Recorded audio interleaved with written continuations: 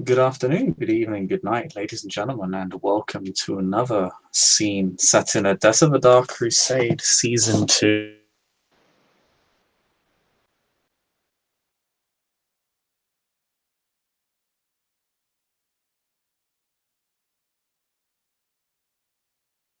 Is it just me or did he freeze? I think he For dropped. me, I think he dropped. it's I think his on. internet was died perfect. just at the beginning. That was perfect timing. That was the perfect timing. Just saying. Quick, everybody, let's commit rampant robbery before he comes back. You don't know where I am, so you can't. You don't know where I am, but that Evelyn doesn't have to literally go ahead and cannot. stop us from drinking our delicious blood together. Evelyn literally cannot without her sire telling her to. So you're saying if I drink your sire, then I become your sire? That is sound and perfect logic. Yes. I mean, do you really want that responsibility? Not really, but if I get annoyed, I'll just stake you. The true sire way. I called it. You fucking.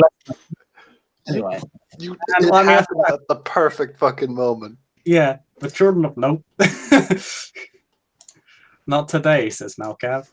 But yes, the Children of Madness are en route to Edessa, feeling not only a strange call, but the sudden absence of almost any presence within the cobweb here. It is almost eerily silent.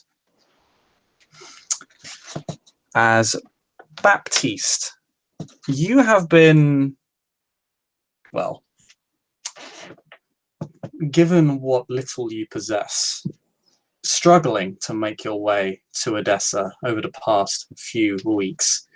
It has been an incredibly trying journey, not just in terms of the ground you've had to cover, the lack of shelter from sunlight, but even in the cities. As a Malkavian neonate, you have been generally mistreated by the princes of this county. At best, you have been given a night to leave. At worst, you have simply been told to move on. Maybe you've had a chance to grab a meal in spite before departing.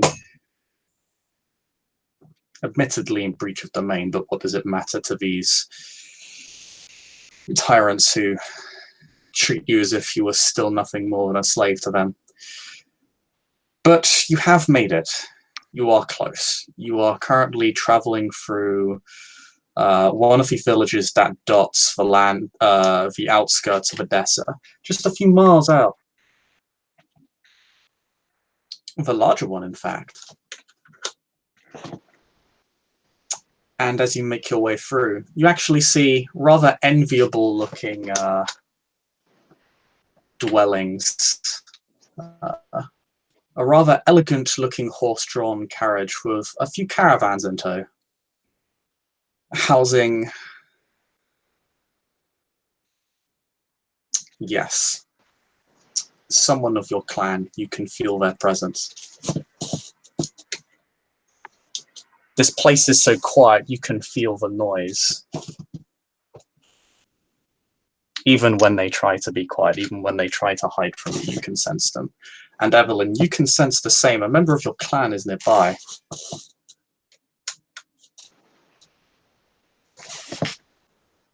You can sense their mind wandering around in a network here.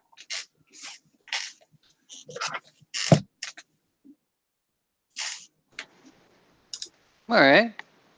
Originally, Baptiste, having been so mistreated and persecuted by the Canaanites of this county, felt a great deal of resentment towards this traveling band, this band of luxury. But as he goes ahead and feels the cicadas, excuse me, hears the cicadas on the horizon in their direction, he realizes, oh, that might be soccer. That might be a sympathetic That might be a sympathetic canine. So he's going to go ahead and try to travel into the direction of the madness.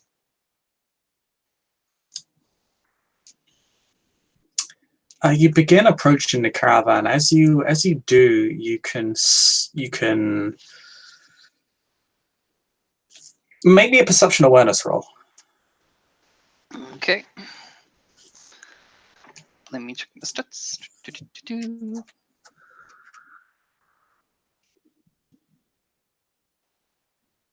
Okay.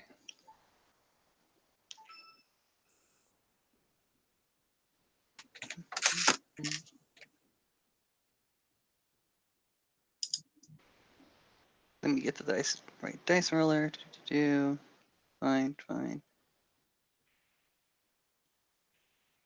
That's right. There we go. Where?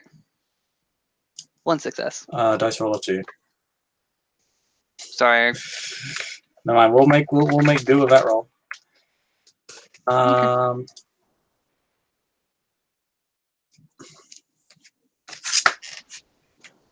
It's difficult to sense,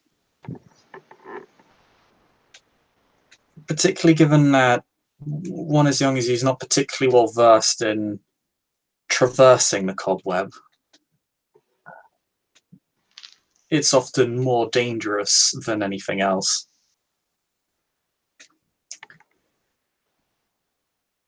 But you can feel a presence, but also a force.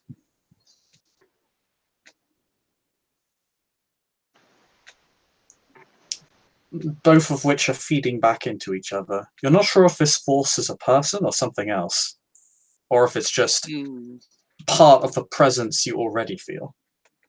But it's like it's strange. It's every mind of the clan of Malkav is attached in some way to each other. But it's almost like these two entities are feeding off of each other.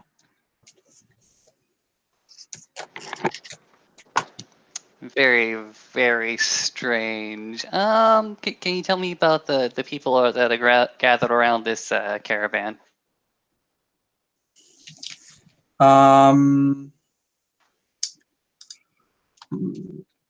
There is a small entourage at the front. There's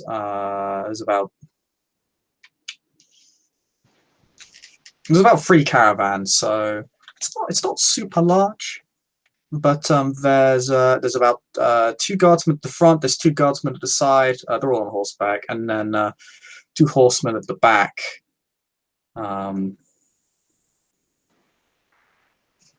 So it's a fairly light security crew, or maybe they've just hired and fired, as it were.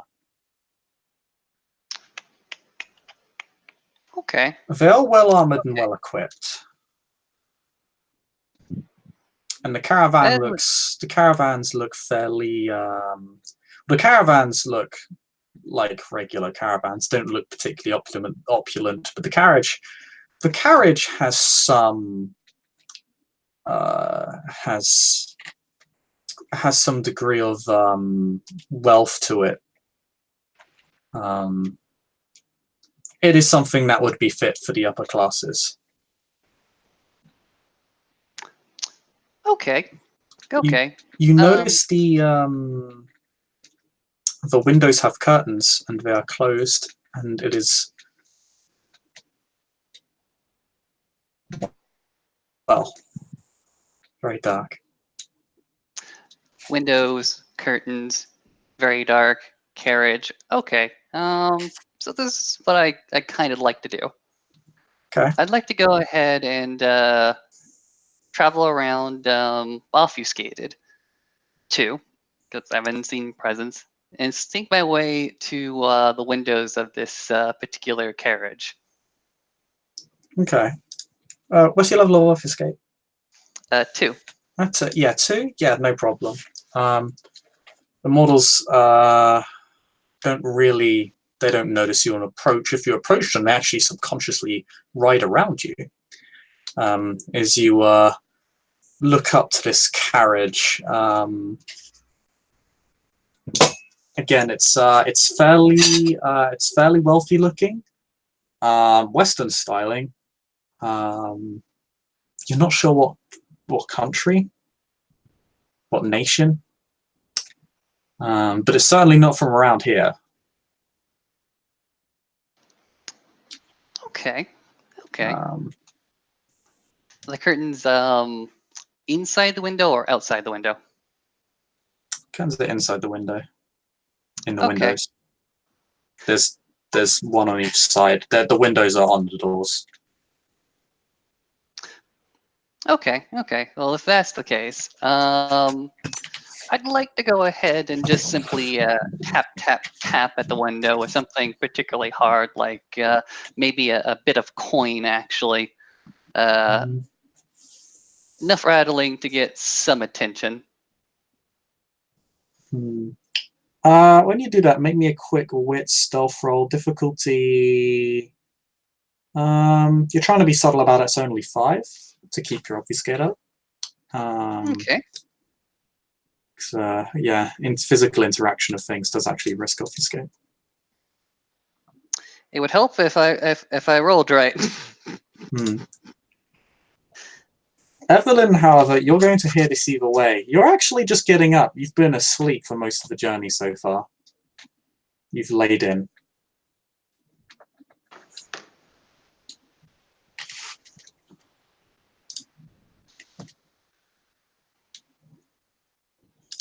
Yeah, you're able to maintain your obfuscate.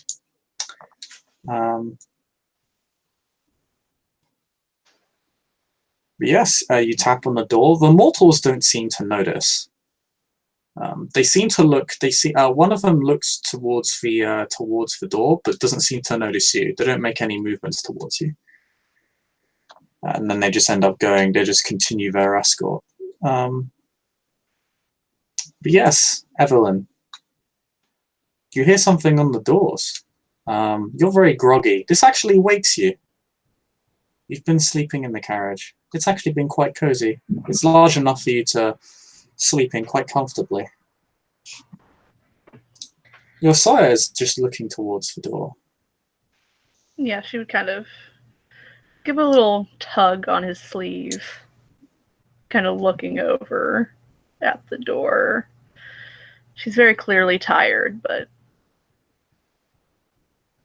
not fully awake yet. I won't put on the French accent because it would be terrible. Yeah, same here. I'm not doing it.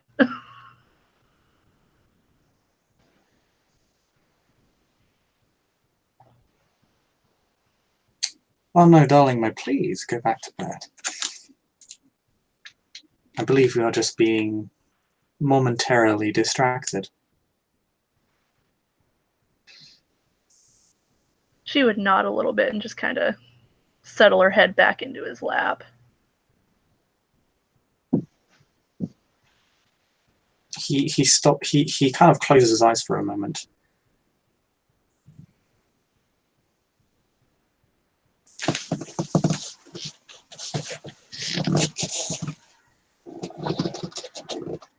I believe we can wait on our guest.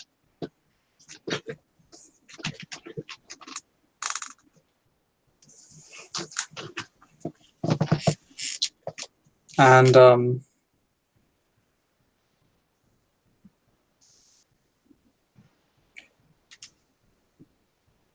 Baptiste, you feel a sort of prickling sensation in your head.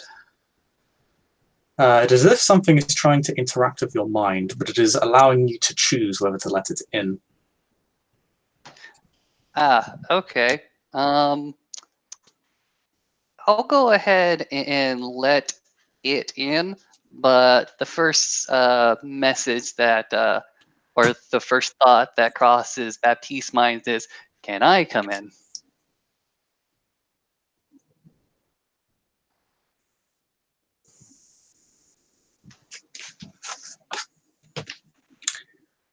Oh, and I just bade my child to rest.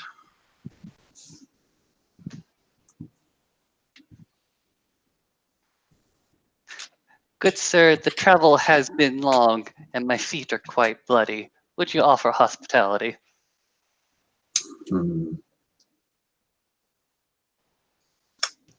You can feel he kind of carefully considers this.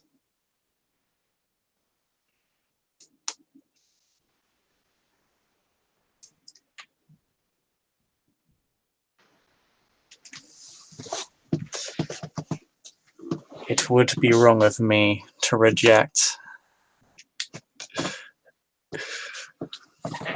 a young nephew of mine.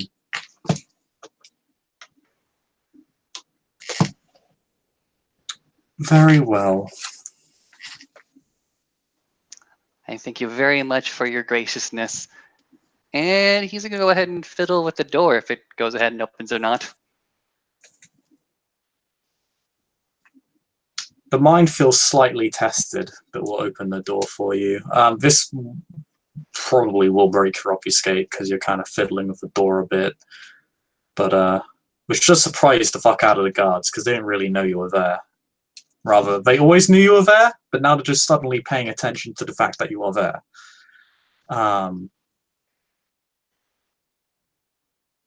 This but is they fine. quickly see their escort pull you in and hurriedly close the door.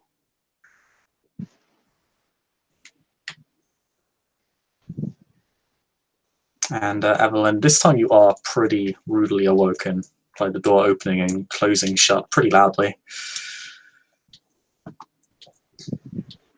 She would probably look up, her hair kind of falling in her face as she does. Must you be so noisy?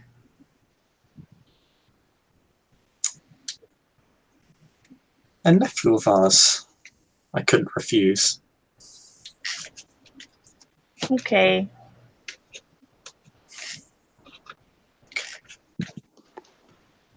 She would just nuzzle right back down into his lap. Well, introduce yourself.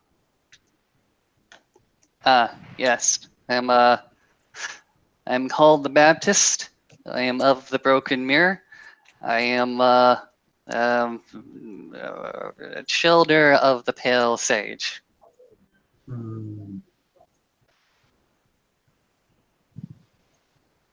And Baptiste will go ahead and try to make his way to a little bit of a seat if there is one.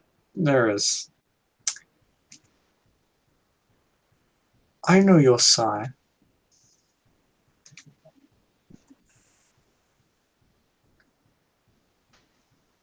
He has something of a reputation.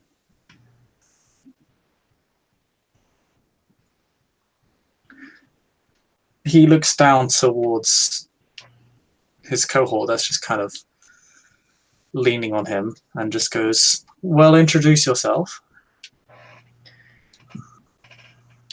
Of course, she would sit up and... I'm Evelyn. It's a pleasure to meet you. Baptiste's face a little bit more grimy and dirty because of his manner of travel. His cloak and clothes are also likewise. He just goes ahead and gives a very as polite a bow, nod of the head as he possibly can to dear old Evelyn. And he goes ahead and says, likewise, madam.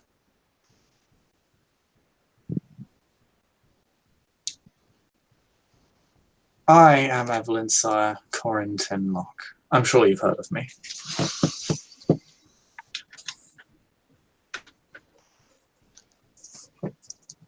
Not sure. I assume that's covered under clan lore. You can actually make a clan lore check. This seems like At Div 7, he has existed quite far away from where you reside, so or have resided. So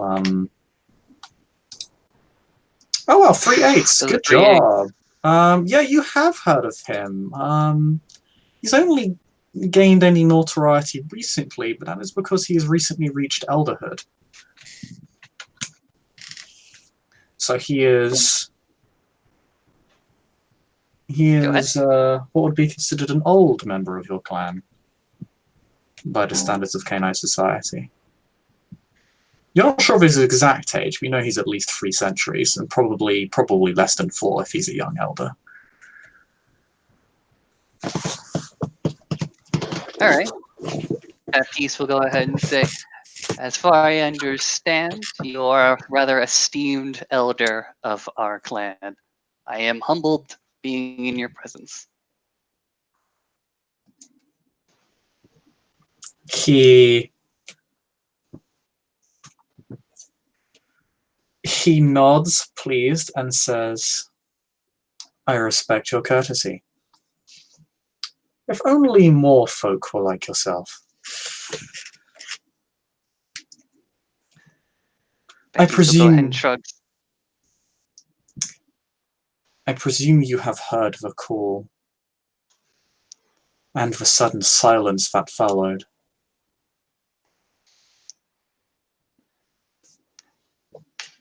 The journey from my home to this place has been rather long, but I heard the cicadas on the horizon and I could not ignore them.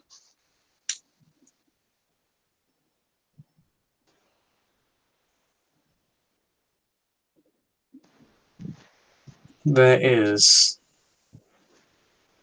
from what I am unsure,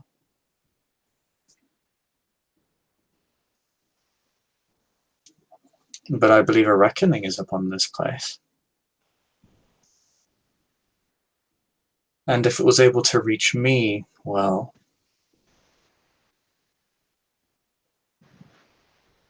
then it is substantial indeed.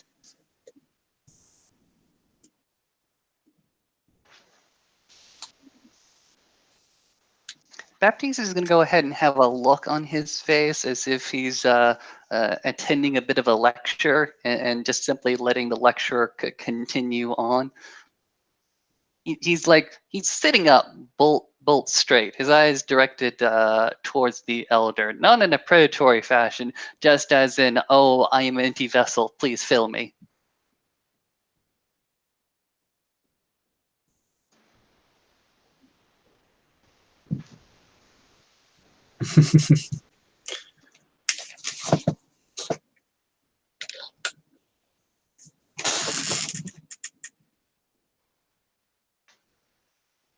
Corentin looks like he wishes to kind of respond to your expression, but he's actually not entirely sure what with. He actually navel gazes and tries to think for a moment.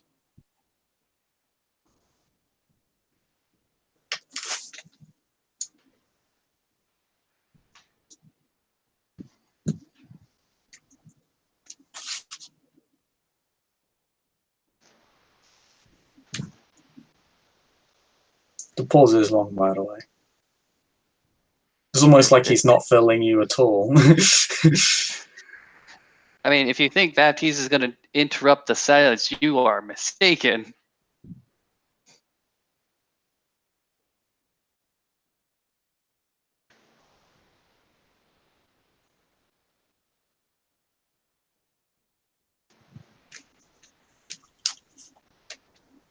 This place is at war.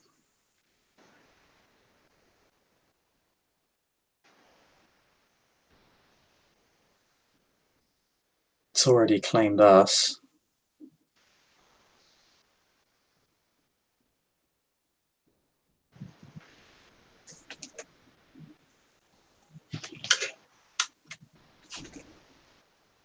Looks like he's about to say something, but he stops.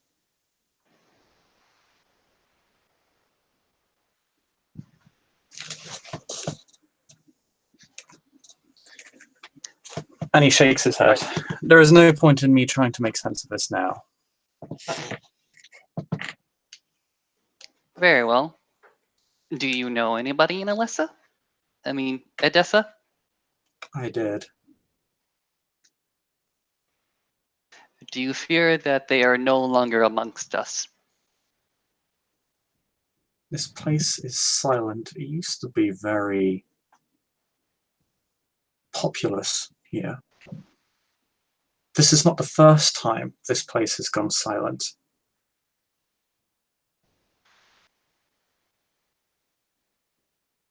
The same thing happened a century ago. but I feel that the cause may be different this time.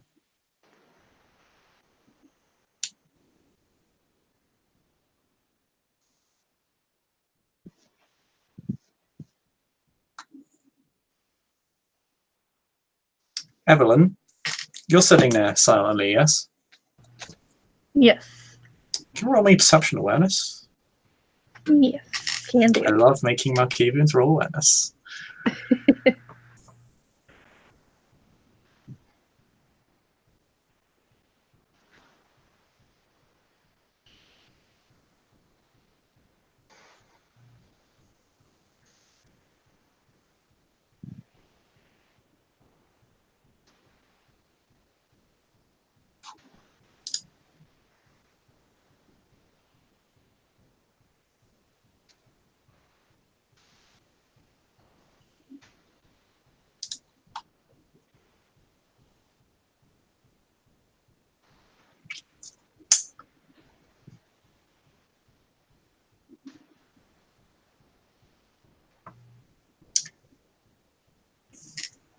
Searing doom is approaching your carriage.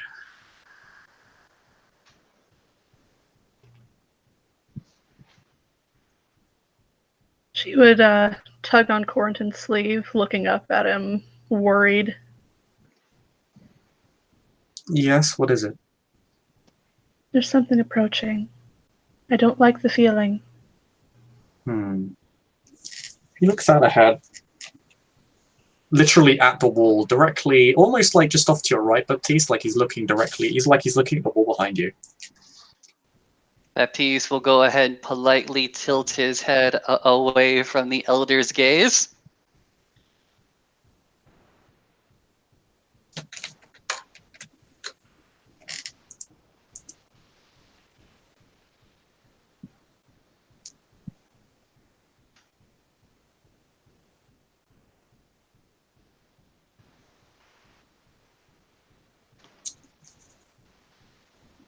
He looks out, and he literally leans almost all the way up to the wall and peers at it. Narrows his eyes. They suddenly widen. Both of you feel suddenly very disconnected from the world. You both understand this feeling because you possess the power. He has just vanished you both.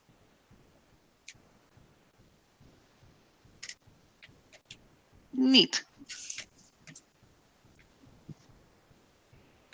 She would look even more worried at this point. If he's done this, then something's very wrong. Gonna activate Auspex hearing. Hearing, you begin to hear beyond the confines of the carriage. You don't hear too much initially. You just hear horse hooves just kind of traveling along dusty ground. The rickety wheels of the caravan. And the cold night breeze. But after a few seconds, after about 10 seconds, you do begin to hear something else. It sticks out to you because it feels... Each footstep feels unnaturally long, almost unnaturally deep, as if they're sinking into the earth.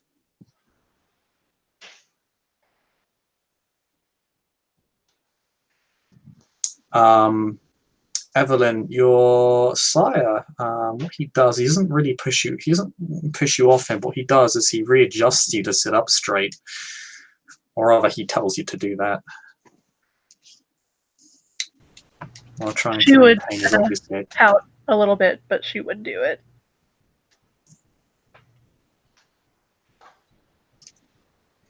He gives you a very proper smile when you do.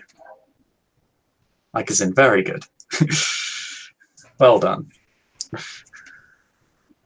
Very much a pat on the back smile.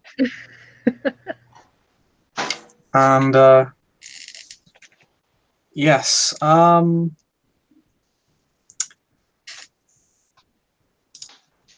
Tristan, you're flying around. You're currently flying over this village. You have spotted this caravan.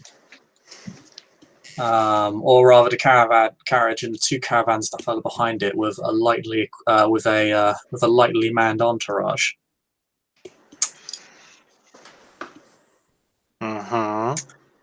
And what you see are three figures, two heavily armored men, and then one hulking giant at the front.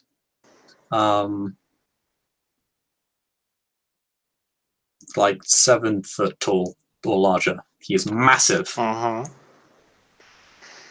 that is this man just walking towards the carriage. Oh no! He has actually he has caused the other two figures behind him to bid the carriage to stop. And as he walks up to him, you can see that a few guardsmen begin to approach. City watch, or no, not city watch, military. So soldiers begin to approach, and they actually listen to the two figures that this armored gentleman has told to stop the carriage, and he slowly walks up to the carriage. This giant armored figure. Can I? Is there like, are there like trees nearby? Can I sit and land in a tree? There is a let's see. There might be a planted tree. Yes, it's nothing. Probably not natural. It's probably just to make the neighborhood look nicer. But I'll say yes. There's also a rooftop for you to sit on. There's plenty of roofs. Oh, yeah, we're in town. Yeah, no, I'll sit because you're in a village. So I'll sit on one of the rooftops and just observe, because Tristan doesn't know this individual. But he is going to pop Auspex and look for the soul. You're looking to read the soul. Okay, roll it. Filled with enthusiasm, he said, "Roll it." Do it. Do it. Kill him. Kill him now. 3 successes? Yes, 3 successes. 3 successes. Okay, what are you looking for? Are you looking to just zone in on this man, or you can zone in on multiple figures and get slightly less information? I would just like to zoom in on this man. You said that the others are taking command of this man, correct?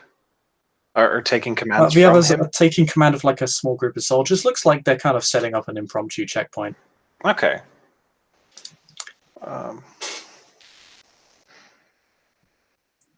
I'll just focus on this guy.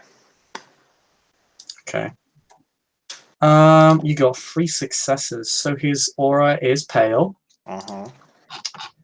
It is purple.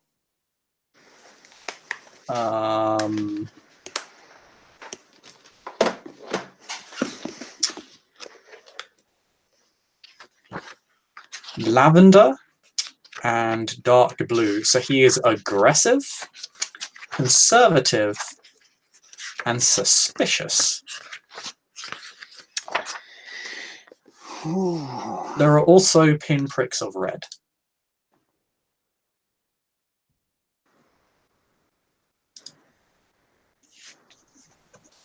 Okay, gotcha. I'll just sit in the roof. I'll just wait and watch for now. The figure knocks on the door. The knock is very loud. It rattles the glass in the door. It's very forceful. And everybody present will witness. And Tristan, you'll see this man just open it. Good evening, sir. Is there anything I can assist you with?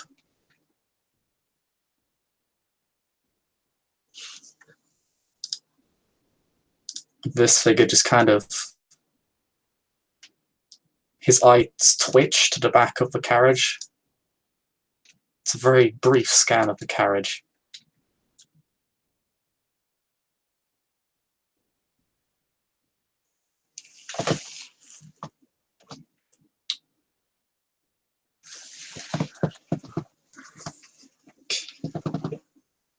Just a checkpoint, sir. We'll be checking your caravans, if that is amenable.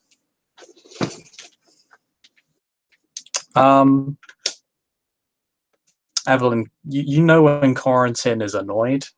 You've known him for a long time. This sort of ambush annoys him. He's irritated. Very irritated.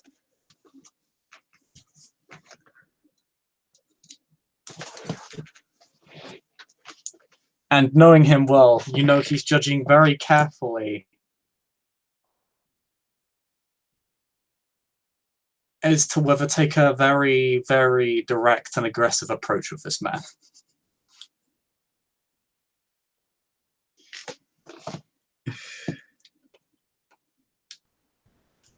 She would just kind of squeeze his hand gently. Keep in mind, you're an obfuscate. Yes.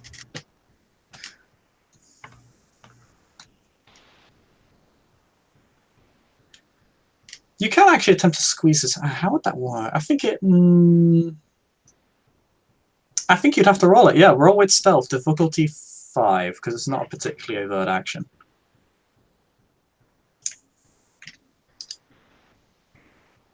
If you fail, your obfuscate will be broken. And so they all died. And then there is violence. Baptiste, for his part, because he thinks he's under the cloak of obfuscate, he'll just go ahead and make sure that his dagger is at his side, like ready to serve its master. Yep. Yeah, you can handle stuff on your person without like causing an obfuscate break, but interacting with something outside of yourself is an issue. Yeah. Oh yeah, you make it, you're fine. Yeah, you don't break the obfuscate. He does ever so slightly react to you holding his hand, and he will take a more calm, reasonable approach to this gentleman.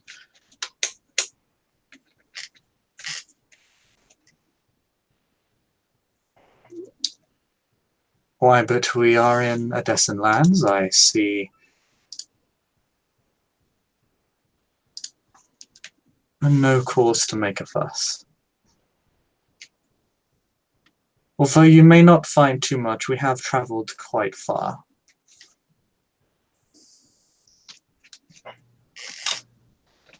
The old man actually looks even more suspicious at that. He raises an eyebrow, but will just silently, and he won't say a word, he'll just close the carriage, and a check will be carried out over the caravan.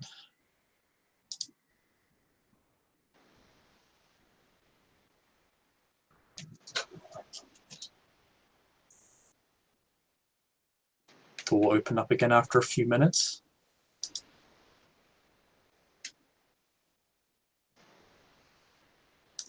You may go. Thank you for your cooperation. Evelyn and Baptiste. This guy is absolutely not of Edessan military. He is wearing incredibly antiquated armor.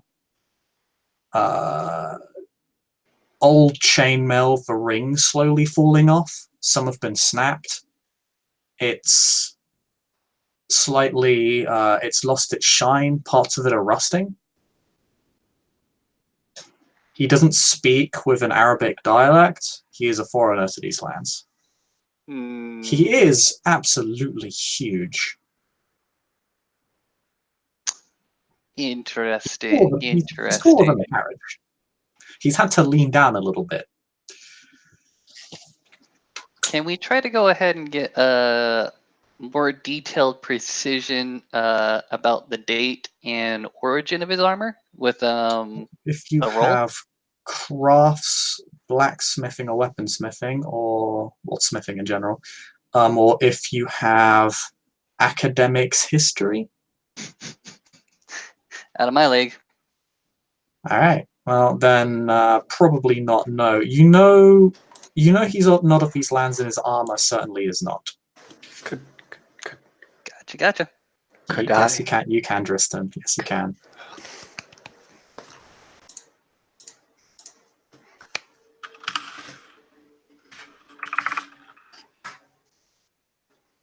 That is 3 successes, depending on the difficulty.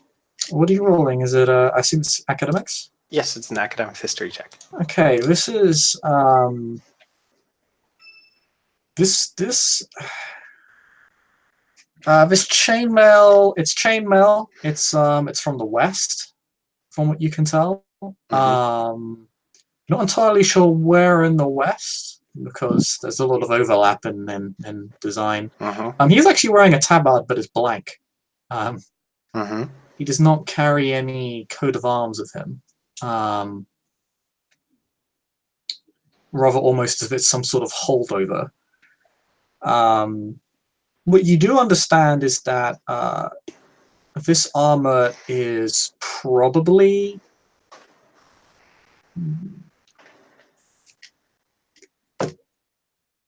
decades old, maybe approaching a century.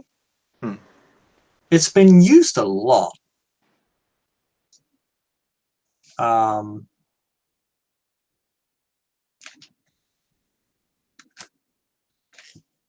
It's clearly seen many battles. You can see some of the damage to it, because you have heightened senses. You can actually see some of the damage to it. It looks somewhat unnatural.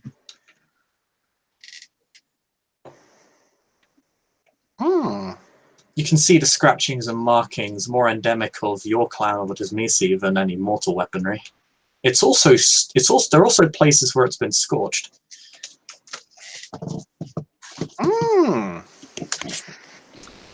You think this armor's definitely seen use in the Crusades, though? Probably in the second or third. See, there's a few decades variants, but it's definitely very old. I will take a mental note. You also see the bastard sword that he has on his back is even older. Again, it's very European. That dates back. That look from how that looks to you. The engravings on that you would guess date back over a century, but it looks to have been more heavily maintained than the armor. Not so much that it isn't showing signs of wear and tear. It isn't perfectly preserved. But it has been used. It's been very heavily used. Gotcha. We've got Jon Snow over here. Do you have smell? Smell? Smell active, yeah. Heightened sense of smell. Well, Auspex works on every sense. Yeah, but you can usually choose which one you heighten, or all of them, or usually specify, right? I didn't specify a specific sense. In which case, yeah, that's fine. Yeah, you can smell blood on that sword. Here's an important question: is it human blood or kindred, or I mean, Cainite Vitae? Oh, it's definitely Cainite Vitae. Ooh. It's fading though. It's been a long time. It's probably been days, weeks, maybe. Ooh. You can't specify it, but yeah, Cainites have definitely seen the end of that sword. So we've got a violation of the traditions here.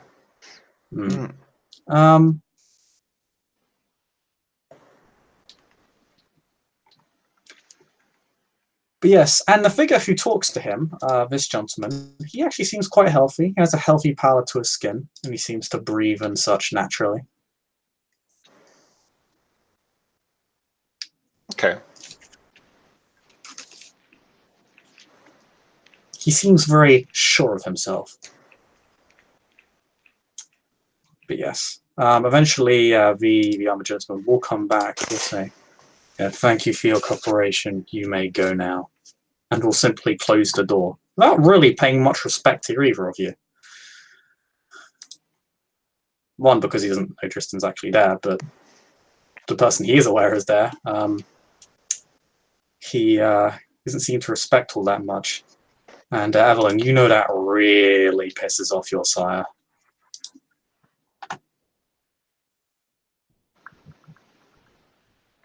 Oh boy. This is gonna go well. No, you reached out to him, so he doesn't do anything rash. And as soon as the door is closed, he drops his obfuscation over you both. I will be inquiring as to who that man is when we see the prince.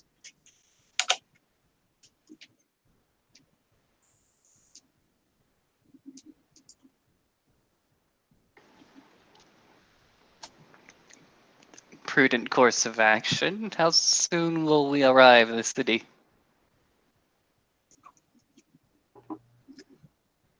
An hour. Hopefully, the sooner we do with such impotent morons, the better.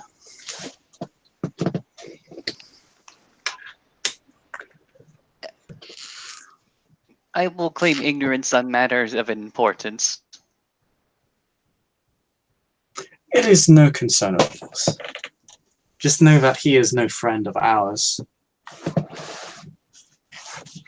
His recent actions have just made that very clear. He'll attempt to nod in understanding, although it's pretty damn clear that some things are over his head. He looks at Evelyn.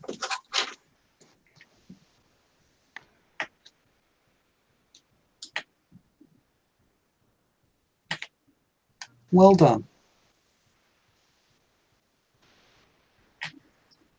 I simply didn't want you to do anything rash. I know how you get when people disrespect you.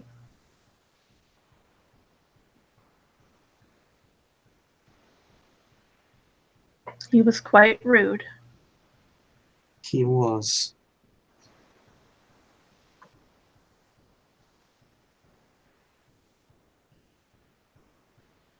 It will pleasure me to discover why, I think. He closes his eyes and kind of smiles in anticipation of it.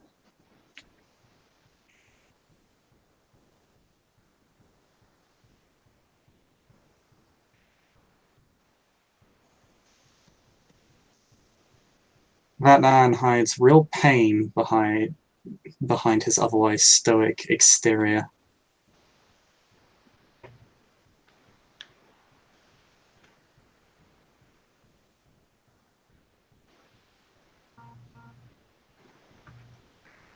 Baptiste, for his part, just gonna go ahead and sit straight, staring ahead of him, just being a statue. Again, if you were more like yourself. Points to you, Baptiste. Tristan, before you fly out, you do notice this man does just kind of, as he leaves, he ends up looking around, ends up just kind of gazing over you, you know, just casually, not like he's picked you out in particular. He's just, you know, looking over his environment very casually. Then double takes at you. I am already gone. There is a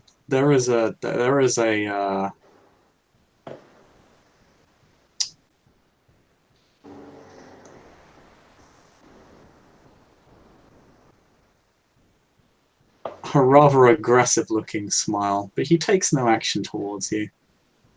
Do you decide to follow the carriage? Sure. Okay. This individual currently is none of my business. No, he seems quite,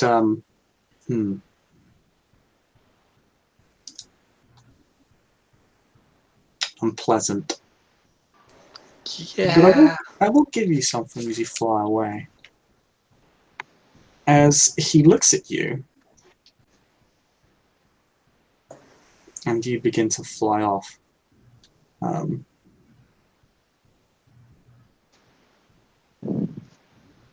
You see his third eye open.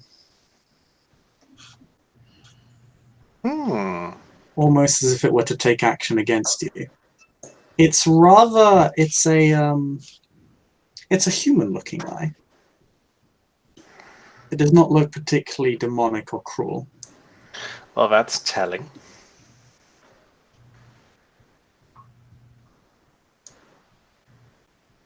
But it's not his normal eyes that follow. It's just a third eye that follows you until eventually he begins walking the opposite direction of the carriage, and it turns from you fully, and it closes and hides itself again.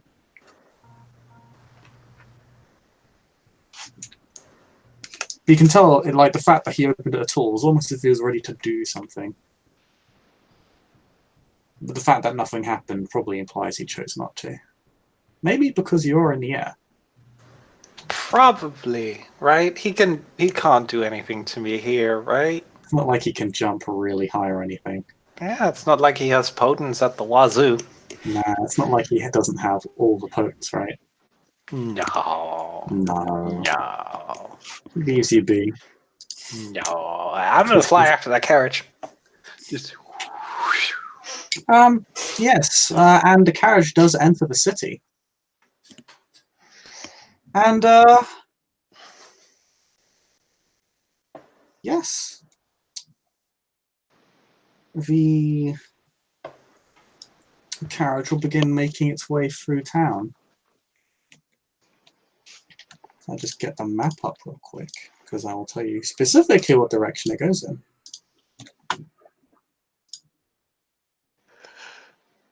Ba, ba, ba, ba.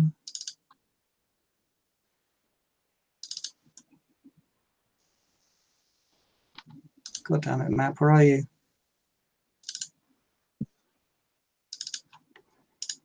Ooh, this is all misspelled horribly.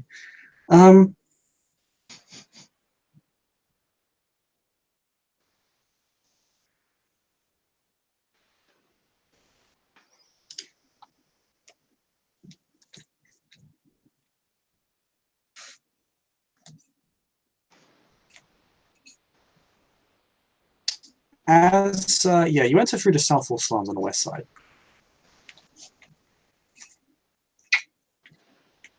And about halfway through, Corrington orders his entourage to stop.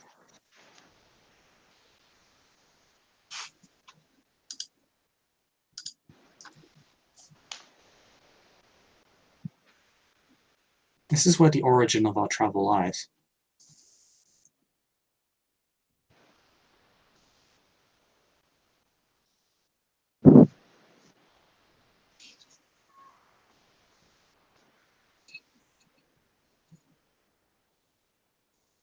The call ceases here.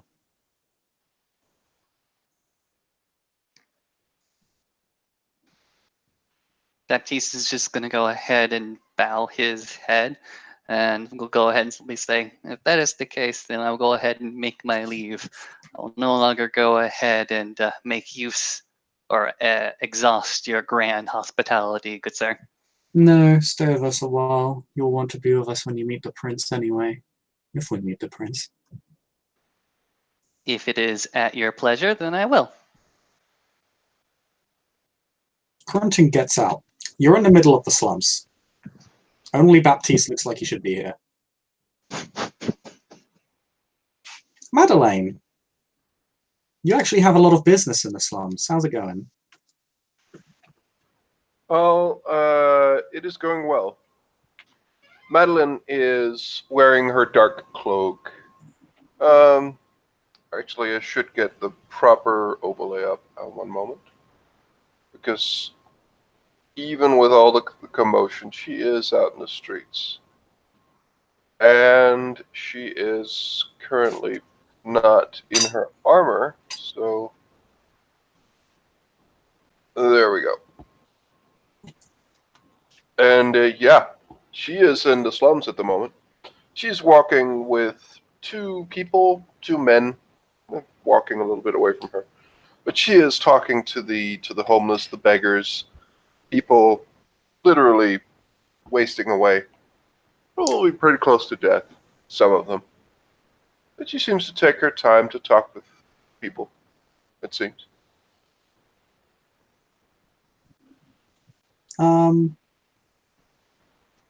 Evelyn, Baptiste, Coritin gets out of the carriage and gestures for you to do the same.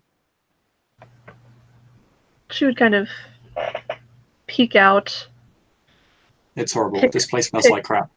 pick up her dress, and very cautiously step out of the carriage. He will take your hand because he's nice. Can't have you ruining that dress. So Baptiste will follow. he will even snap his fingers to one of the guards to lift up the rest of your dress so it does not get muddied in sewage and dead animal and, well, the horrid substances that make up the roads of the slums. Generally roadkill, sewage, and dust. And a bit of mud. Madeleine, you are witness to this really bizarre sight. You see this small entourage with two caravans behind it. One armed member of the entourage is lifting up the dress of this beautiful red-haired lady. In fact, her beauty is such that it matches yours. Paired up with what looks to be a homeless person and a very noble-looking gentleman in red clothing. This Red noble gowns. Yeah. This catches her eyes, let's say that. She just turns her head. Are they seeming to have a direction or purpose to their walking? Actually, no, they look a little bit directionless. But then the man in the red gown, or rather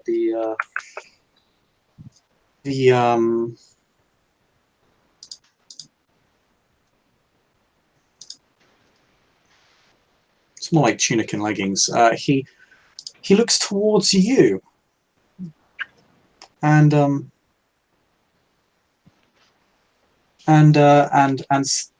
he holds up his hands and begins snapping his fingers. My good lady, could you help us? He speaks a very heavy Parisian accent. She comes over, and she just says, good evening. Good evening.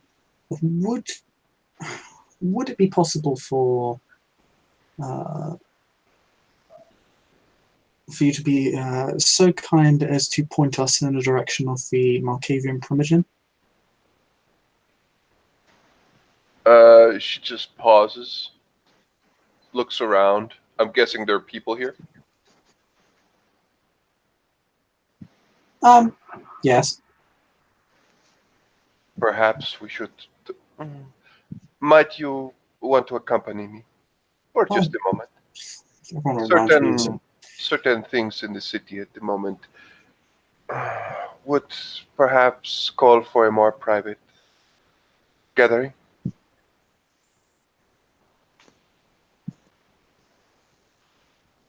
I don't know. Are any of these hovels empty? She looks back to her ghouls. She'll just whisper something to them. I will have a place for us soon. In any case, we do need to find our... Yes, I am aware. But that might be more difficult. As in... As far out of character as I'm aware, there isn't one, right? No, they're all dead. Yeah. It might be more difficult, hence the discussion in another place.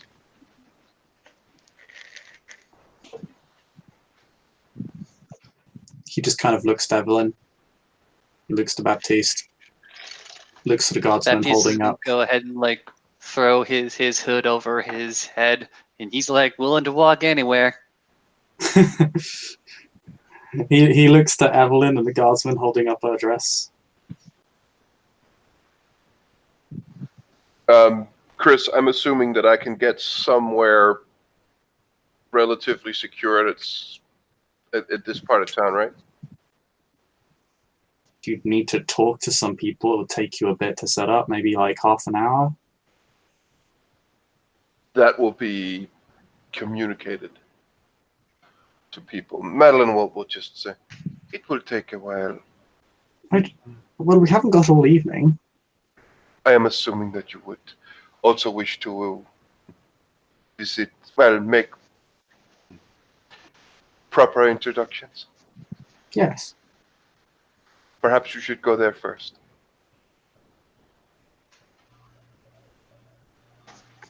He kind of leans in as if for you to tell him.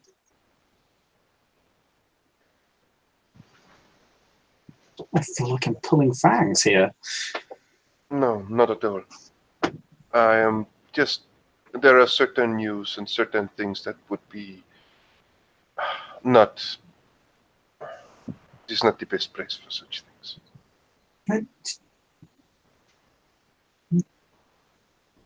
This place will do just... Never mind. Evelyn Baptiste, please introduce yourself to the lovely young lady here. Don't worry, she's of us.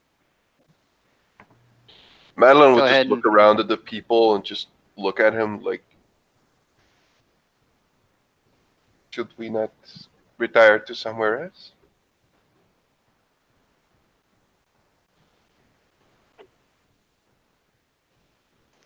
Well, I have a ball with Baptiste. the reindeer.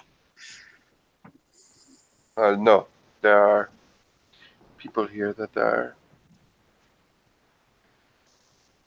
unaware.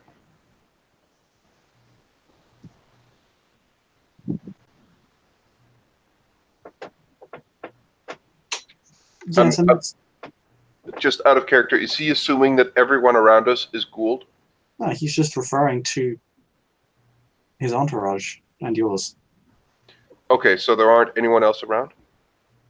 No, I mean, there are some homeless people. That's it. Okay, fair enough. I just thought we were in the middle of the street and there were people everywhere. So. I mean, you're definitely in the middle of the street. That much is true. There's just not a lot of people here. Tristan, of course, you can observe all of this and hear all of it because you're an owl.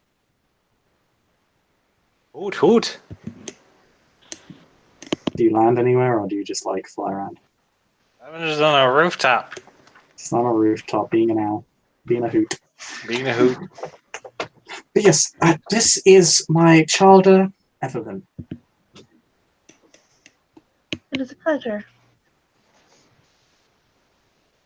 I am Sister Madeline.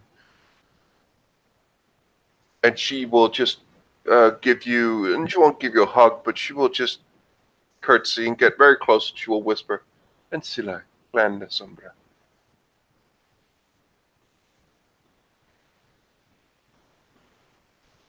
Ensula, Clan Malkavian. Ah. Very welcome. She looks to the sire, and she introduces herself to him as well, whispers her clan and status, so no one hears.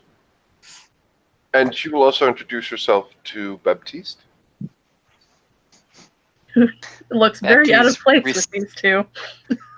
To be fair, Baptiste these two look incredibly out reciprocates. of place in the slums.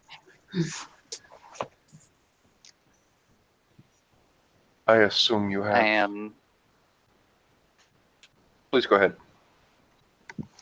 Okay. He goes ahead and introduces himself. I am the Baptist. I am the broken mirror. I am freed from my sire. I'm assuming he's whispering this. Yes. Welcome. Welcome all. You have just arrived. Yes, and before I forget, I am Corentin Locke, elder of Clan Malkavian and child of Zakari. She nods, and she will just say, He is, and he'll actually go through the full formality because he's that guy. God, in the middle of the street. I love it. Yeah. Child of Zakari, child of Seisha, child of the one known as the Red Man. Everyone will notice that Madeline's eyebrows, actually, she's not going to hide it. She's not going to be able to. She's just Everyone feels a sudden surge of activity within the network or the cobweb when that name is mentioned. honored guests, then. Your great-great-great-grandsire? I have had the pleasure of his company before. Great Yeah. grandson. Oh, you have had the honor of meeting him. He is quite the individual, from what I hear. Quite unlike myself. He is quite. It is quite the honor, but I suppose you will meet. You will meet him. The more you seem to speak of him, the more likely it is for him to appear. But Such is the Come. way of our clan. quite so. He smiles almost a little bit insidiously towards you, Madeline. Hmm.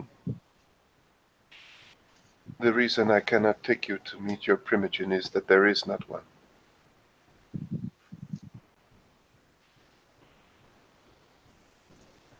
I see. What was their fate?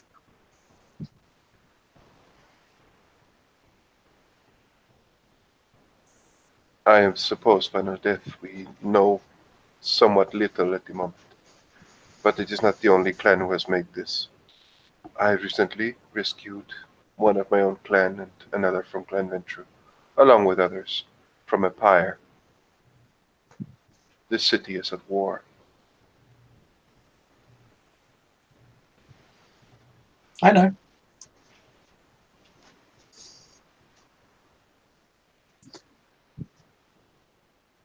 Although must say I'm rather surprised at the mass casualty rate. Well, it is troubling times. But please, if you would follow me, I do not know if you would take the carriage, but I can show you to the regent. Let us all take the carriage. Very well. And she just exchanges a few words with, well, two men who looks like monks more than anything. And they just nod and go on their ways. And Madeline will get into the carriage. I think it'd be fair to say those monks are fairly heavily scarred. Yes, very much so.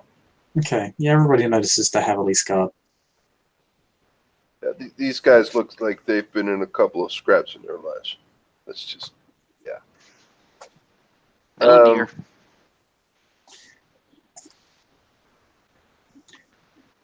She gets in. She just looks. Evelyn, please make conversation with our new host. It would not do. It would not do for us to be such unsociable guests. You are very sociable. He smiles affectionately, his child. She would return a little smile and kind of cuddle up to him before looking across at Madeline. Guess who you're seated next to, Madeline? The guy with the dirty robe. The one who looks homeless. For her expression, this does not seem to faze her. In fact, she actually just smiles at you and just says, "So, are you? I suppose you are all the same clan, but are you also a chalder, or are you simply associates?" We recently met outside the city. Oh, I see. We sure travel. How was your travel to the city? Quiet. Very quiet. For the most part. Baptiste does not speak.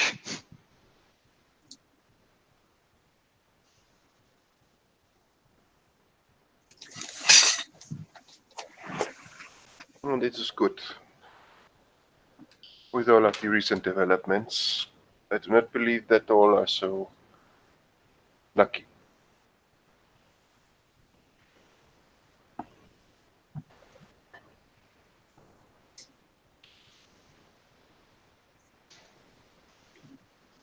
You might wish to know, or your Princeton might wish to know, that our clan has taken an interest in this place.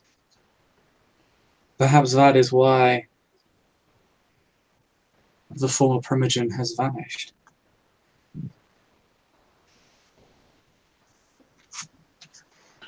Or perhaps none of them are dead. Maybe they have all made people believe they are dead and have actually fled because they knew that danger was coming. I cannot tell. That is part of what makes your clan so fascinating. Smiles. But I have lived in this city for quite some time. I must say, it is quite the heritage to have. Edessa's oldest citizen.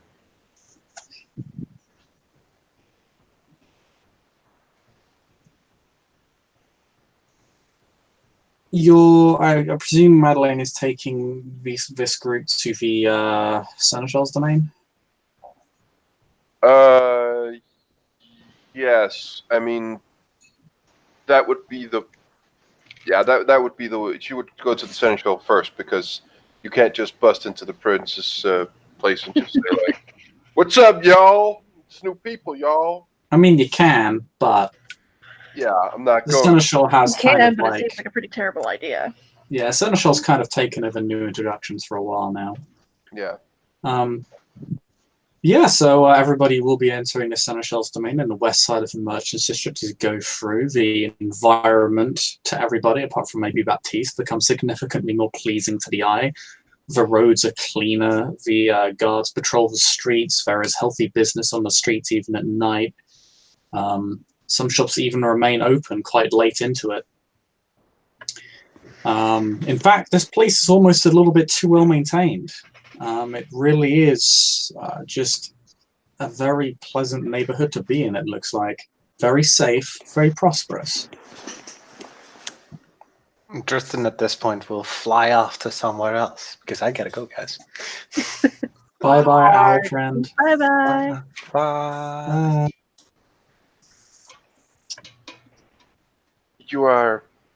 I am taking you to the Seneschal. He is a great citizen of this city, and he will take introductions and will inform you of other things in the city. He is of my clan.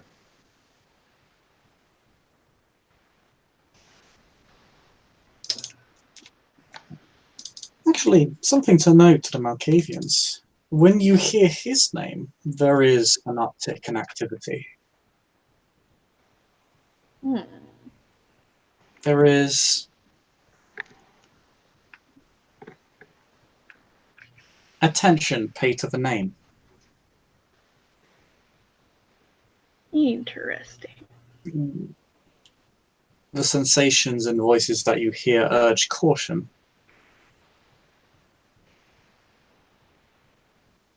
Noted.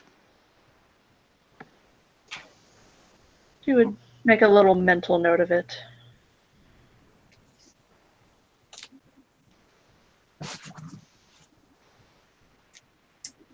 Yes, you will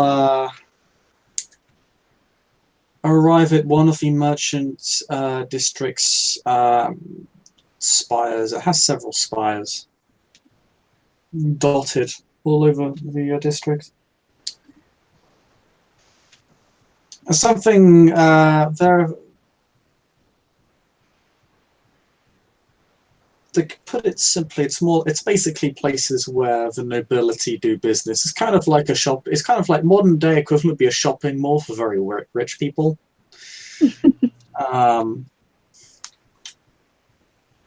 In which items and wares that you cannot get anywhere else are for sale, but are only open to the select exclusive few.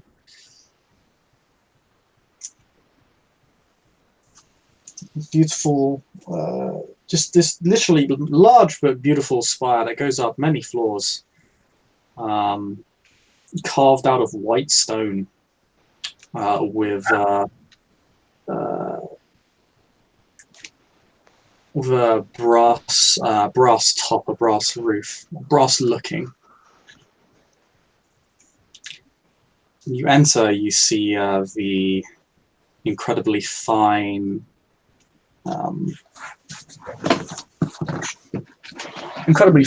soft floors. These tiled walls with just magnificent patterns, and a spiraling stairway that slowly thins out, which will take you to the middle floor with Madeleine. And this place is locked down, like a fortress. There are guards everywhere. You recognize they are a mercenary company. They do not appear to be city watchmen. And but they do allow you entry because Madeleine is with you. She appears to be a known entity here. And yes, Madeleine, you know where to go. She would perhaps. There is an audience or waiting chamber. She would just ask for a moment or two. Yes, there is. There is a waiting chamber. It's actually we'll say it's the opposite room. Right, but yeah, she asks for a moment of patience, and she will knock and hear if, or try to see if she can get a moment to talk. Just briefly before that happens, Margot. Yes. You have been summoned by the Seneschal, and you are currently meeting with him in the spire. Okay.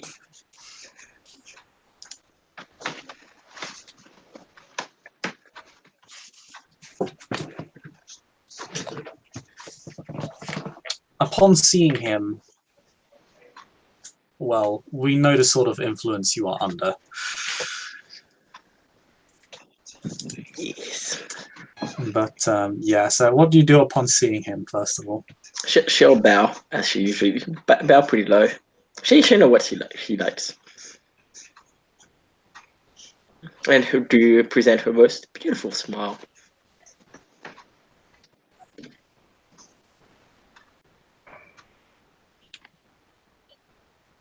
He gives you a polite smile back. Primogen Margot, it is a pleasure to see you. It has been far too long. Far too long indeed. What do I owe the pleasure? While I wish I could say it was something other than business, unfortunately the city finds itself in quite a state. I was curious to see how you had been faring. I went with a group of other Canaanites. We fetched the vampires that were lately rescued. That was our doing as a group. Few of us, we put in work and we managed to save. And she'll say I don't remember all the names, but she'll mention all the names, the Puha and the Pordo and stuff. Unfortunately, we are missing Alkadir, but we are, of course, planning on rescuing him as well. Yes, a risky gambit, given that he is but a single neonate, and every rescue mission, well, the one rescue mission you've gone on so far appears to have been nothing more than a simple ambush. Personally, I would not put his life above yours. She'll nod. Oh, he is not of my clan. He is not even in Stella, but Nevertheless, if we can save him, I think we could. He could become in the future quite a very valued member of our society. He already does seem gifted in the arts that his clan does. Ensure you're the one that carries him out so you may claim the boon. Nod. I would not want you to go on this venture for nothing. Of course not. You are worth far more to this domain than a simple Hakemite neonate. She'll smile at that. Of course. The Iron Rose's thorns protect the city.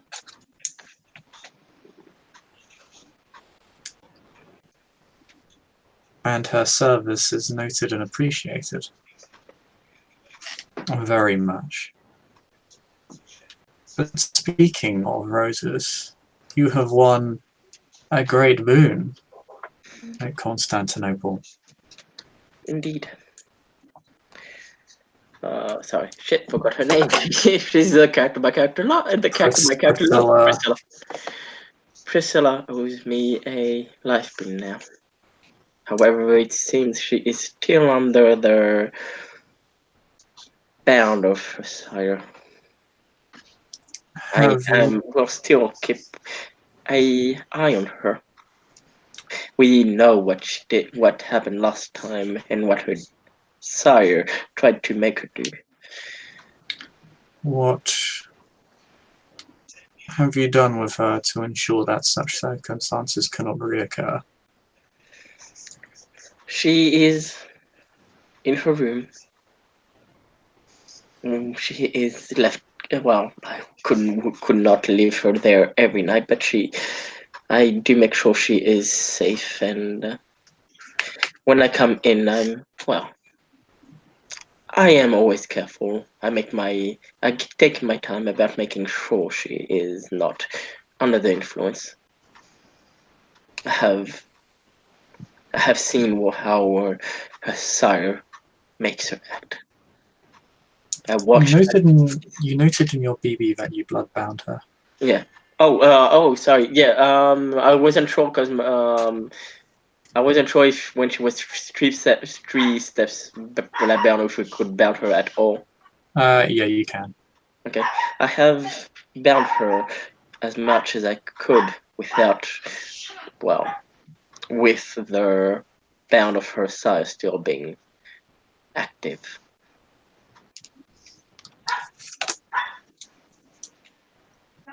He gives you a small but approving smile. You do my will without any prodding. I am proud of your initiative. I like to think. Oh, sorry. Let me look at her size name. Are you looking up Priscilla's sire? Mogo. I like to think that Alethea chose me well.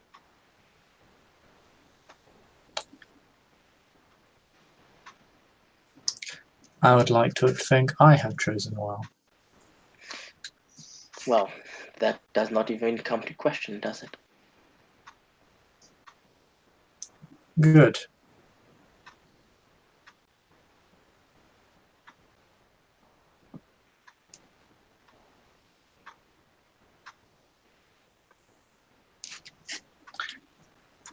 Then I believe you are due your own reward.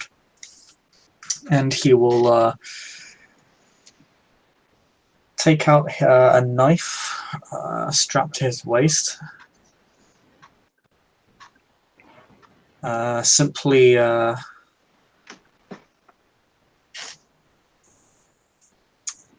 cut his palm open and allow it to bleed. And it will flow quite naturally. With all the grace she has, which is quite a lot, she'll gladly take her reward. Elder blood. Nom nom nom nom. No, it is very thick, viscous, rich blood. It is You have tasted of your sire's blood once or twice. It is stronger than that.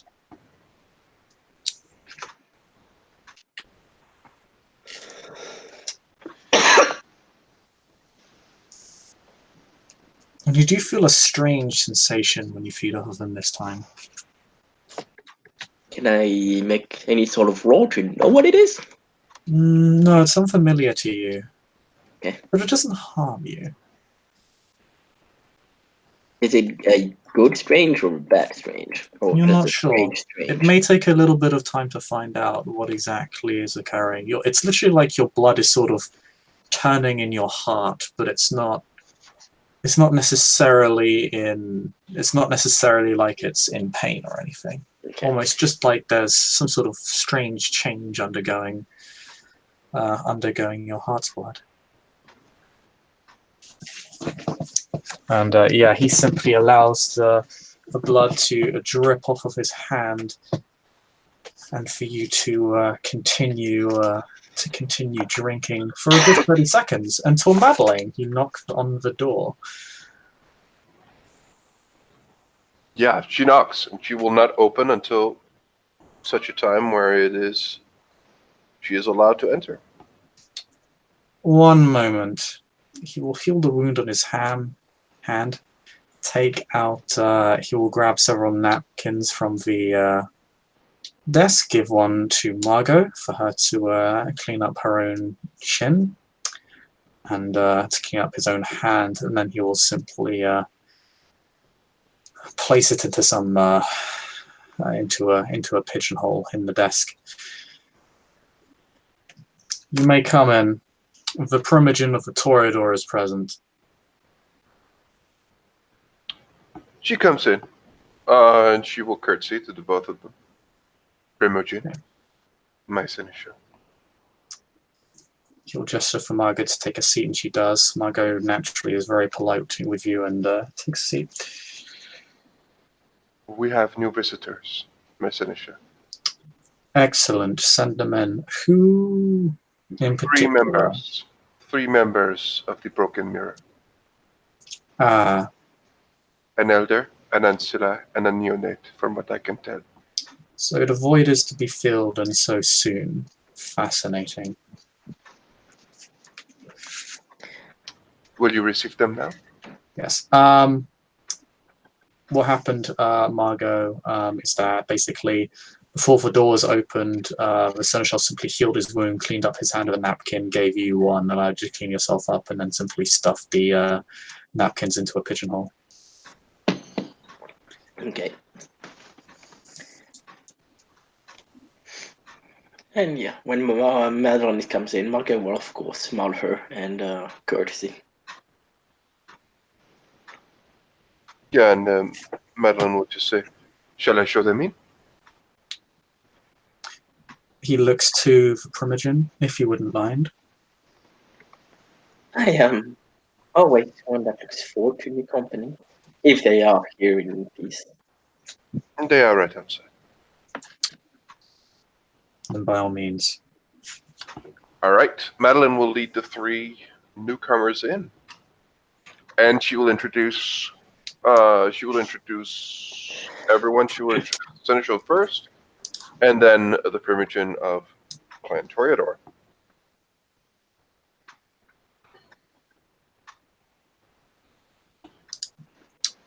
Corentin, for his part, will bow and say, an honor to meet you both. Margot will also bow with amazing grace. And she's wearing a most beautiful dress, as it's. Most of it is gold. There's like runs of vines, and that looks like vines and roses of gold, and the rest is colors, patches of green and blue and rose, all kind of blending together in a beautiful pattern. Baptiste, just so you're aware, you are surrounded by people who are all at least appearance 5. You are surrounded by people who are so unimaginably beautiful. So what you're saying is I've walked into the Feywilds and should run at the first opportunity. Yes. Okay. Cool. Baptista's eyes are going to stick to the ground. He looks quite dour and quite plain. It's as if his own particular strange imbalance of humors is starting to affect him. But Sad boy is sad. you will notice that Madeline will completely willingly sit next to you, right next to you again. And she will just smile at you. Don't, no.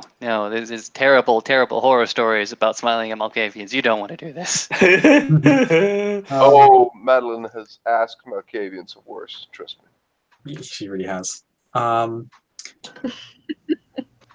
Evelyn, your sire simply Evelyn gestures would to you. also give a curtsy. Evelyn would curtsy.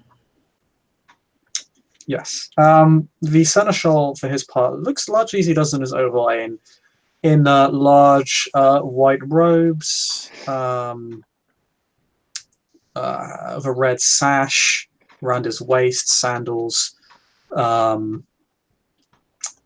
thin arming sword rests on his desk, and he has a thick black beard. So, what brings the children of Malkav to our good domain? I must apologize that your siblings are absent. They appear to have vanished. We suspect their deaths. The Southall slums were their former domain, and, well, I would not recommend you dither too long there. The one challenging the praxis for this domain has set themselves up quite a stronghold.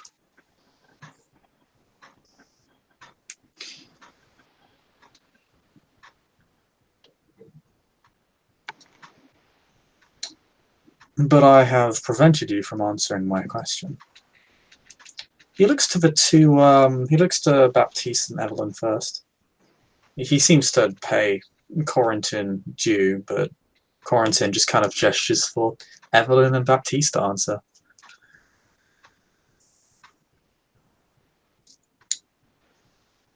Evelyn would just look up at Corentin, clearly, not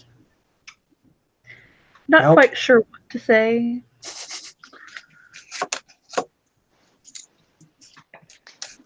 Baptiste goes ahead and looks up. His face dour. It's an ease up. It's like one eye goes ahead and reaches the shin and soles before the other ones. And he just simply goes ahead and says in a voice somewhat hushed, but can certainly be picked up by anybody here with any level of aspects. He goes ahead and mumbles, "I heard the cicadas, and I had to come."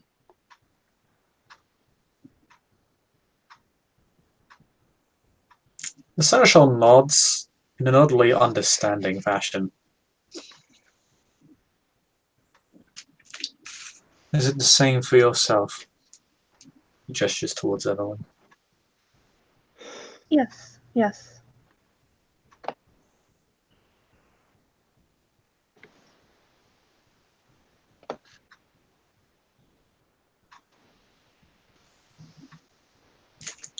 I see. Well, I suppose the reputation your clan possesses is most unerringly accurate. Your sense of timing is magnificent. Or tragic. I never said it wasn't.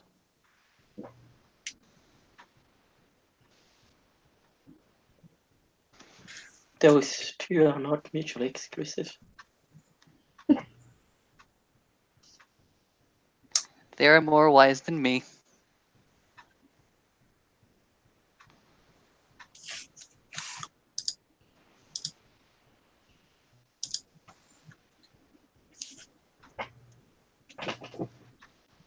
We have come here under clan business, although you are correct, it is quite tragic, but we've arrived so late.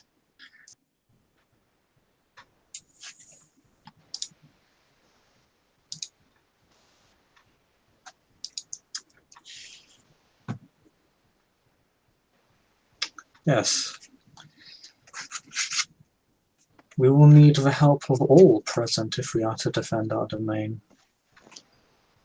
from these would-be interlopers. I hope your entry into the city wasn't too,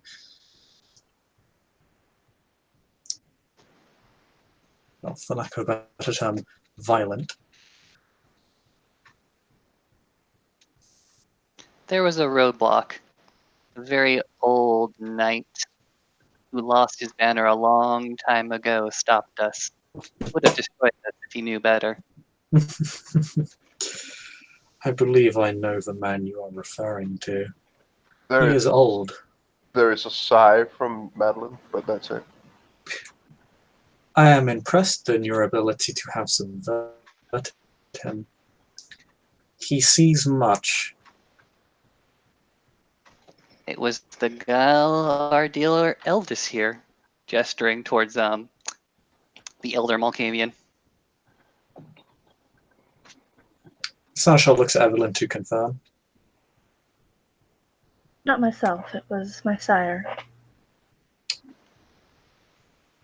I'm aware. I was just curious as to whether you agreed, seeing that you do. It must be cool. I'm glad to hear that your sire is so talented. Again, these talents will be necessary if your clan is to rebuild here and this domain is to defend itself. You ran into a very, very powerful individual. I would have not bet your clan's chances in a direct confrontation with him.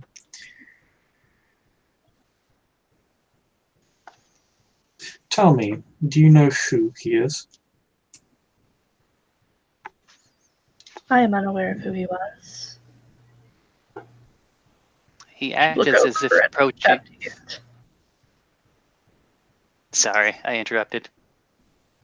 All good. She just looks over at Baptiste after letting them know that she had no clue who it was. That piece just goes ahead and confirms, saying he acted as Death in old armor, but otherwise I could not tell you. Deaf he is. He has slain many already. He was trained to do so. One could even argue it is his purpose. I have seen him battle. I can certainly say that's the way it looks. He is of the old clan.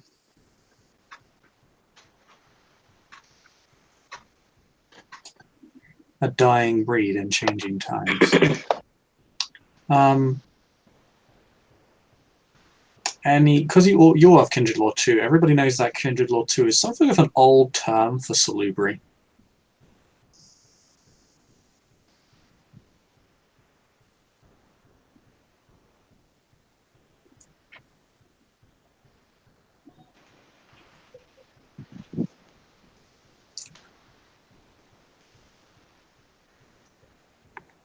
He is among the most militant of their kind.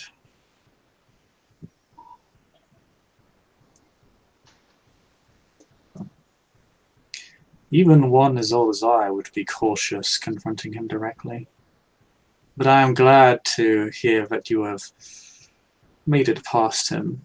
He has been attempting to stifle new entries into the city.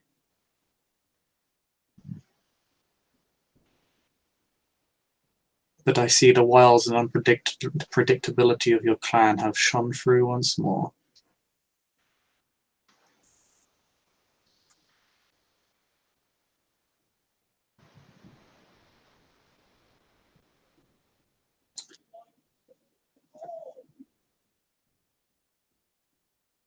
But now I'm curious. I am very interested in why you have been called to this city. or whether it is simply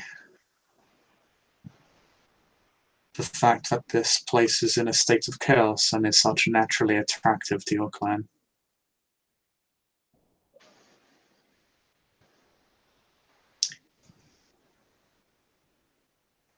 If you are so curious, I could give you a prescription.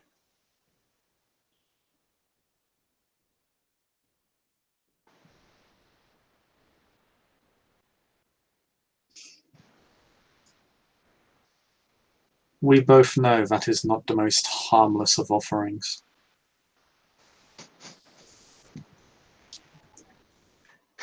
Oh, I apologize. You misunderstand. I would not be the one prescribing it. It would be, and he like points to the window, the cicadas themselves. Open the window. Let the air come in. Open your ears. There's a hustle out there.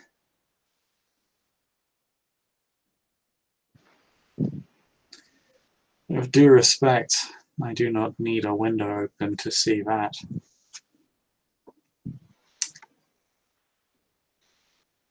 I presume you all intend to stay within this city for some period of time. And that you are here requesting hospitality. And this is not where he tells you to get out.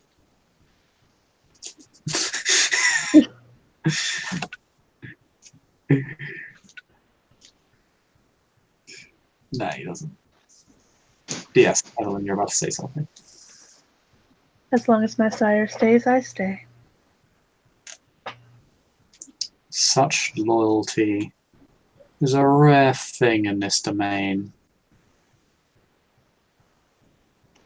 By the pleasure of the court here, and by the owner of the domain, I would certainly request the hospitality of these city walls for as long as it is offered, and for as long as I am welcomed.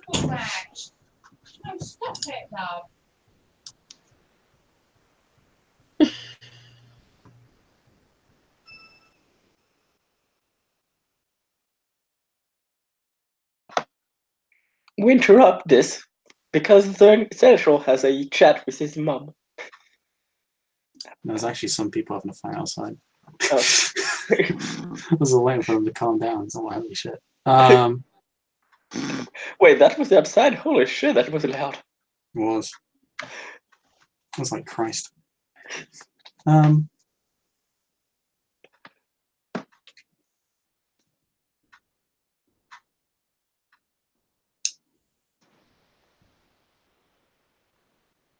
Such loyalty will make for a refreshing change of pace, I think. You, on the other hand, he looks to Baptiste. Mm-hmm. You are not the first neonate of your clan of such similar stature to walk through this domain. I believe there was one very similar to you who came before about a year ago.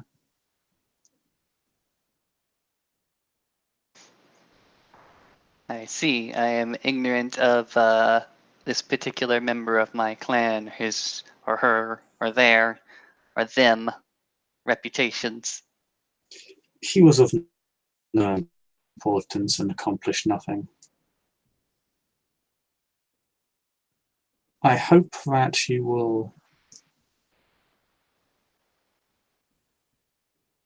just as the lovely young lady here be a refreshing change of pace. Has anyone actually stated their names to the Seneschal yet?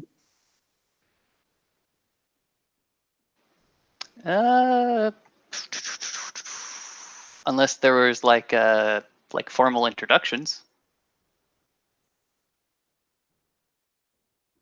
Madeline did introduce at least the seneschal and the primogen. No, we're talking about Malkavians.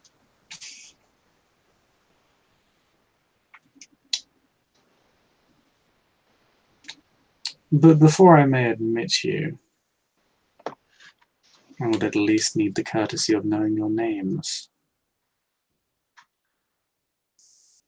And he does put on a slightly slighted face.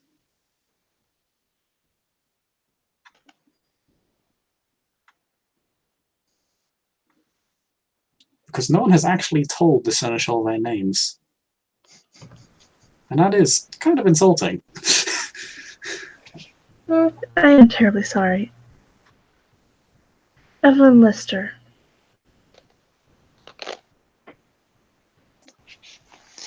Ancilla Clan Malkavian.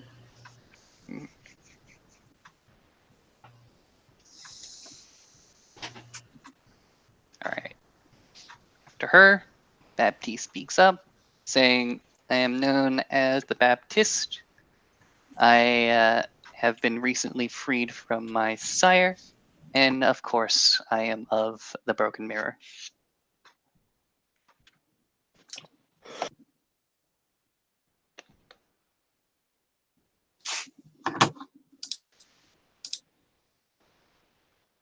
Corentin Locke, child of Zakari, child of Sersha, child of the Red Man.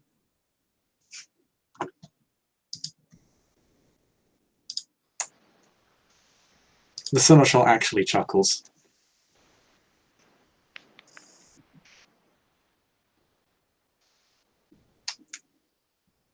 He seems very amused by that last name.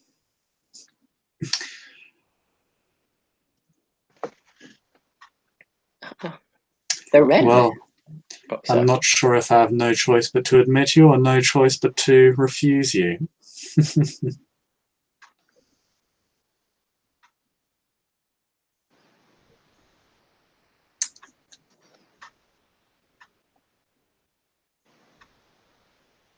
If you are indeed descended from the Red Man,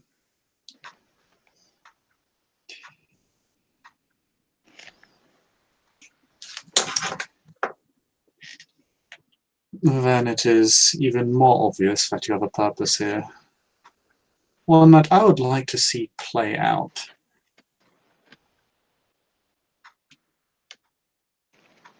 I'm sure Clan Malkavian could be most accommodating in that regard, yes?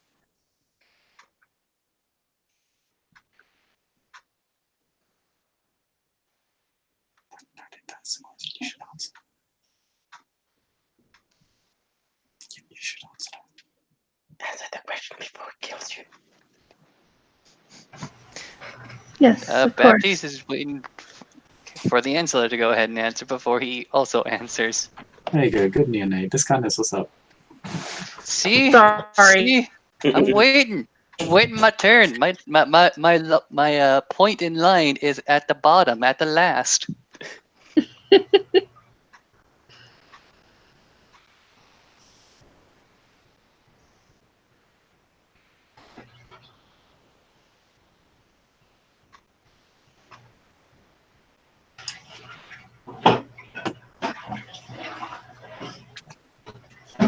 Well then, I look forward to seeing whatever plan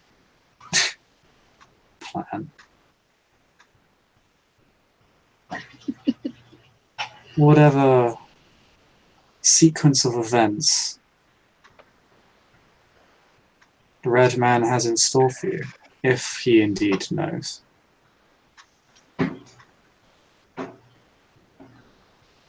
I'm sure you'll be a great asset to our domain.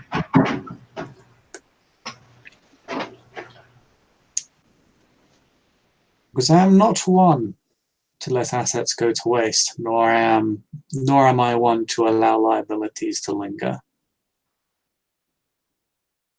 So by all means, do make haste. We have a war to win, and you have a purpose to fulfill.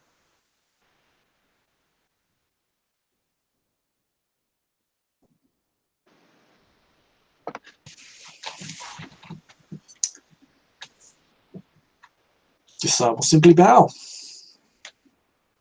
Evelyn will say, of course, we'll Ensure we do not waste the time of a good domain, and please send the prince my regards. And the senator simply nods.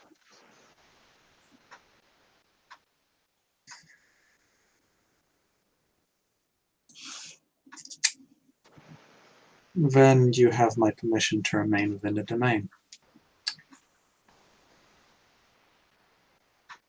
We have a list of claimed domains within the city. You may travel through them, you may not feed from them.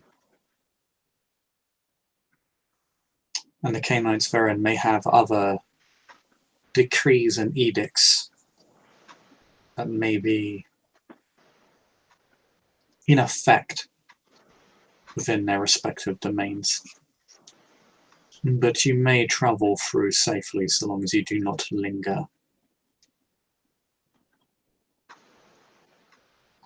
With that said, I believe our business is concluded for the moment.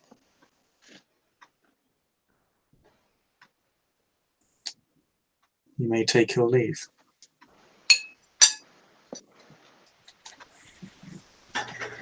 Evelyn would curtsy and look up at her sire, just kind of slipping her arm into his.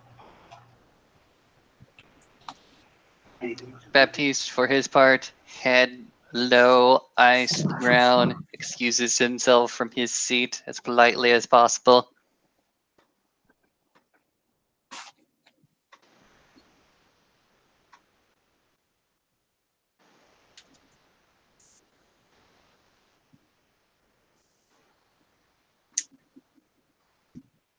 Yes, you all go to leave, and you have all been permitted to remain within the city.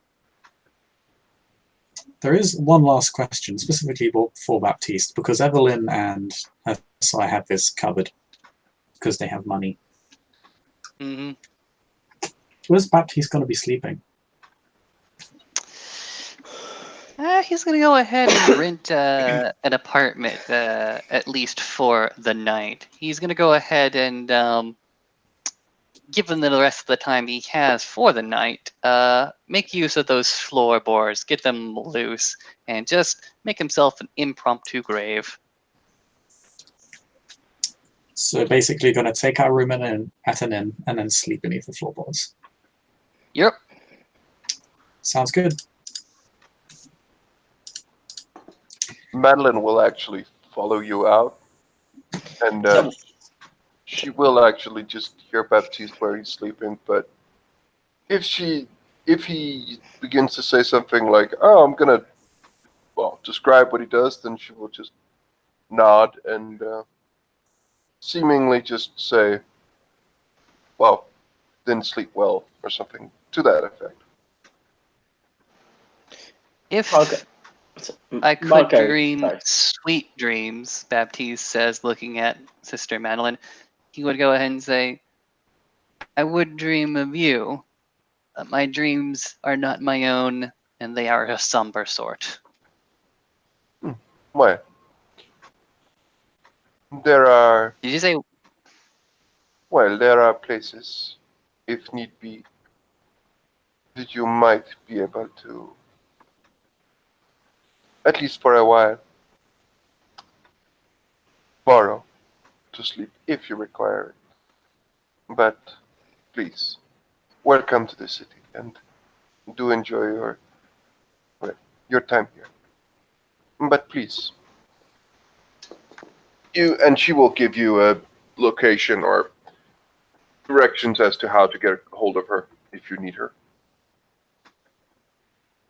he gladly goes ahead and accepts those instructions? If he could smile, he would smile, but it comes out like half crooked. His perpetual frown is broken somewhat in a smile that does not quite reach his eyes. She seems genuinely just be in favor of this.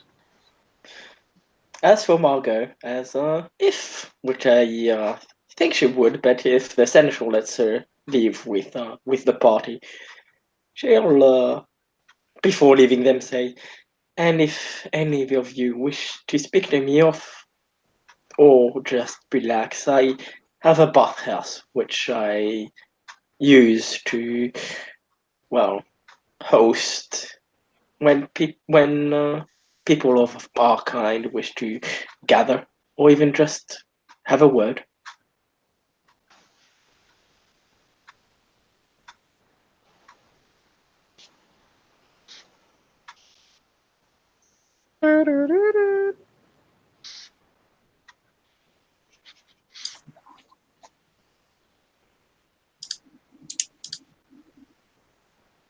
Why, thank you, Lady Primogen. Me and my child would both like to take you up on that offer sometime, if, of course, you would be so Shasma, kind. Shasma, oh, of course. It is right now closed to the public because of. And she'll look towards outside the city. Well, the unfortunate events that have been going on, but it is always open to our kind.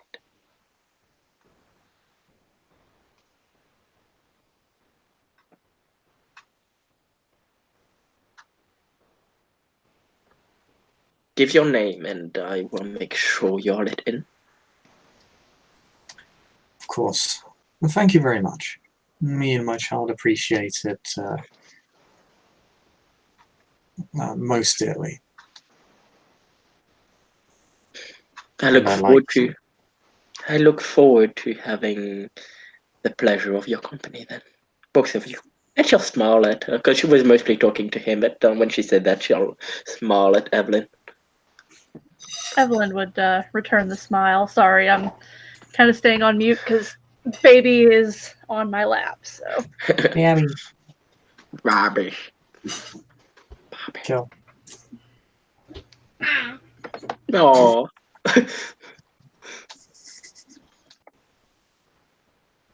Babby too wants to visit the bathhouse.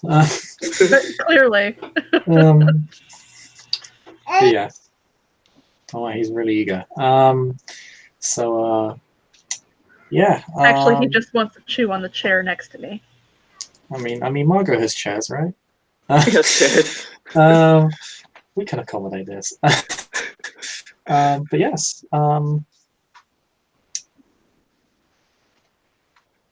Yes. Corentin will, with his arm locked with his child, to say, "Well, my dear child, we should be taking our leave." Yes, of course.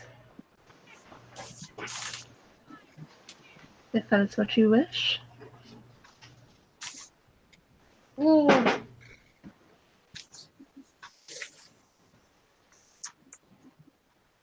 I believe we should get settled. As comfortable as a carriage can be, it does not replace a good bed. No, it does not.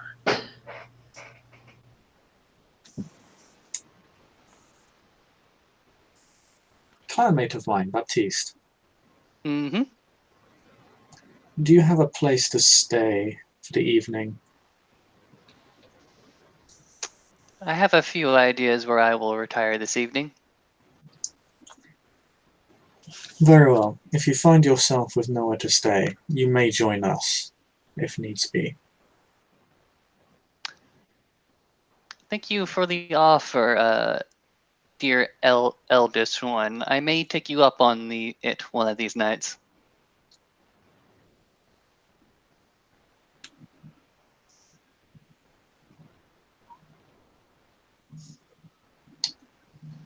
Why, it would be most appreciated, and I'm sure you would give me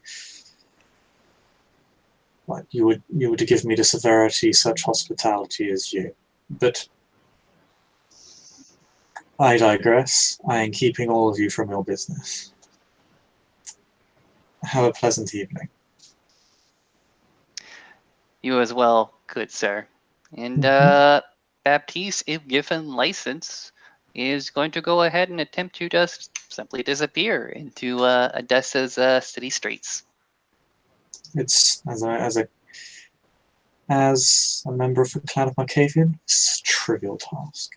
And you slip away into the shadows unseen and unremembered. For Evelyn's part, her sire takes her back on up into the carriage, and they simply ride away, stating their farewells to the Lady Madeleine and the Primogen, Lady Primogen Margot.